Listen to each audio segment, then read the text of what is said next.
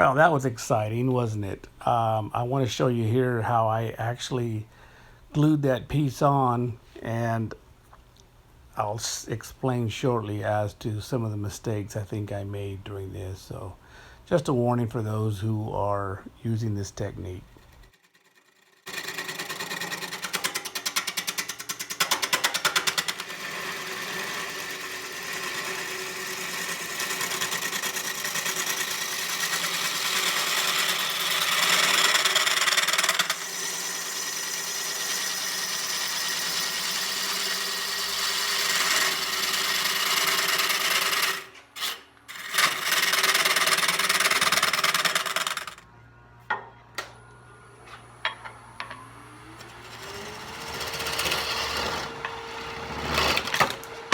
I guess that glue wasn't ready to hold it.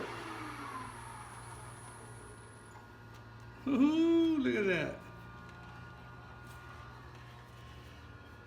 Oh, that's funny. You know what? I didn't rough it up very much out here, but that must be where it let go.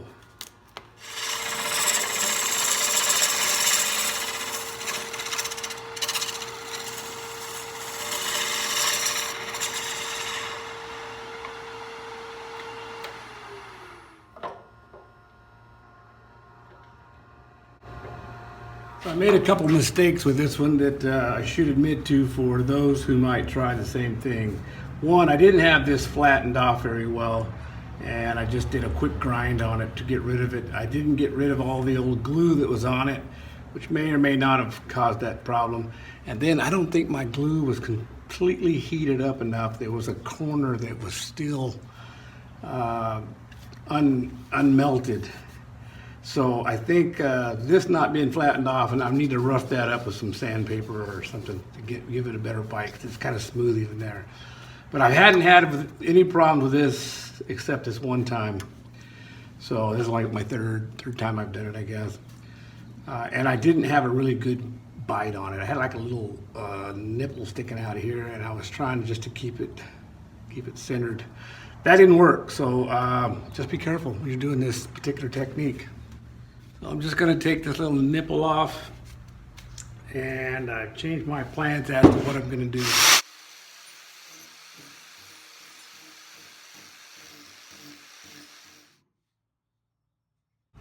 Yeah, I definitely have different plans now. So we're going to take this burl that I sort of shaped, and as I mentioned, I've decided to go to a different direction. I'm going to put epoxy on it and fill these voids, probably part of the rim here and here. Now, we'll see how that looks. But that is where we decided to go today. And I tried for a red one not too long ago. It didn't work out. That looks kind of red. Let's hope it stays that way. This design opportunity. I need to pour some more. Am I going to go strictly red or add something else to it? All right, I came back with some blue that mixed with the remaining red that I didn't get out of the container. So it's kind of a blue purple something or other. And we'll see what happens with that towards the bottom.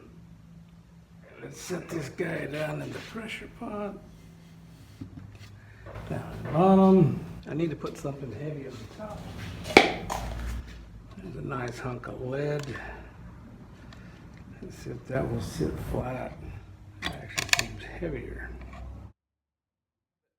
Let's see.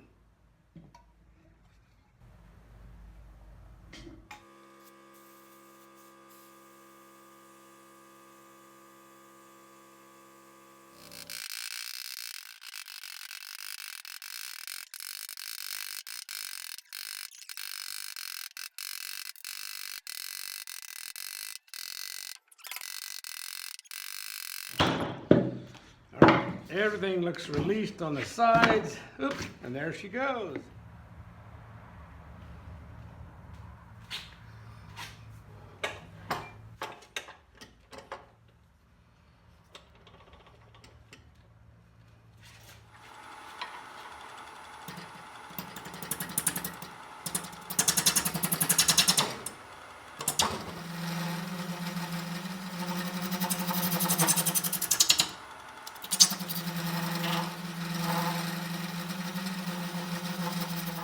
For some reason, I forgot to show the fact that I cut a tenon on the end of that so I could flip it around and put it in my large chuck jaws so I can put a glue block on the bottom of it. But it wouldn't fit in there because a little bit of that wood was sticking out, so I had to kind of grind that off and get it out of the way.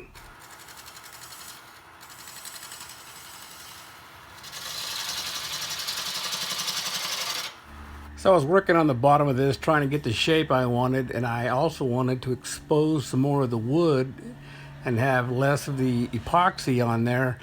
But I also had a couple of air bubbles appear, and I was really trying to get rid of those air bubbles. And the more I removed the air bubbles, the more the shape was changing on me. So I wound up losing a little bit off the bottom of this in the end, but I turned out to be pretty okay with it.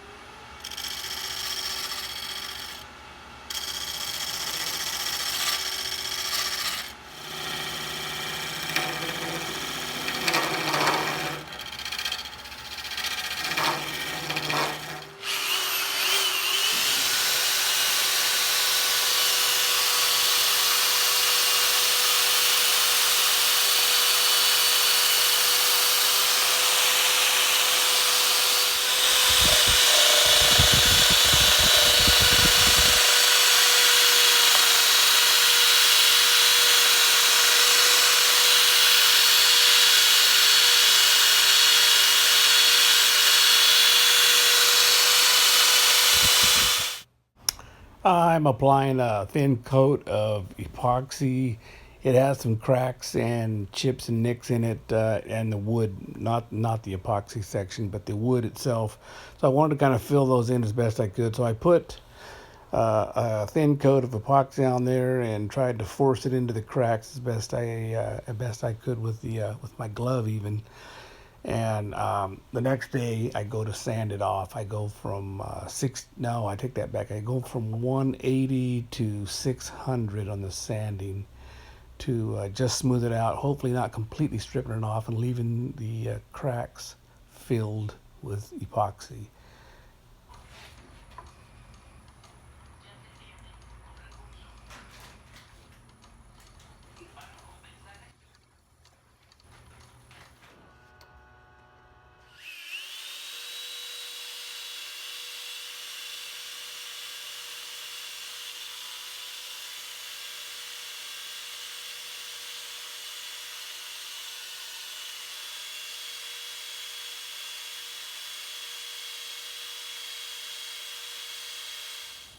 I think I want to go inside first before I get the outside all wet.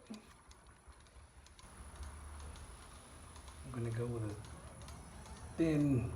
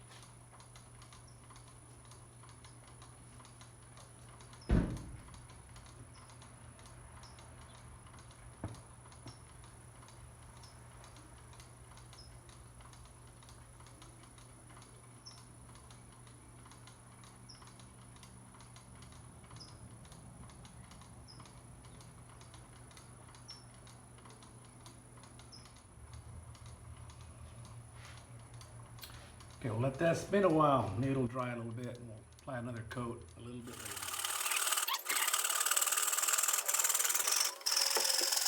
Ooh, that came off faster than I thought it would. So here is the bowl. Manzanita with blue and red epoxy in it. I didn't know how that was going to turn out, but the colors look like flames, and hence the name Blue Flame Burl. And I very much surprised as to how nice it looks. I'm really happy with that. I got the bottom cut off and finished, and as I was trying to put her in the vacuum chuck, I realized that some of these cracks must have went all the way through because I was drawing air through them and it wouldn't hold. So I had to put it back on the lawnmower chuck to finish it. But it all turned out well. I really liked the way it looked. It was just a fun little project. I have a bunch of these burls that I find pretty much from the ocean or creeks that I happen to frequent. And got to put them to use. Manzanita wood. Very dark because of the burning. Sometimes I get one that's not, a little bit lighter, but most of them are burned. With blue flame in it. Anyway, I hope you made it all the way through the video. I really appreciate you taking the time to watch, and we'll see you next time.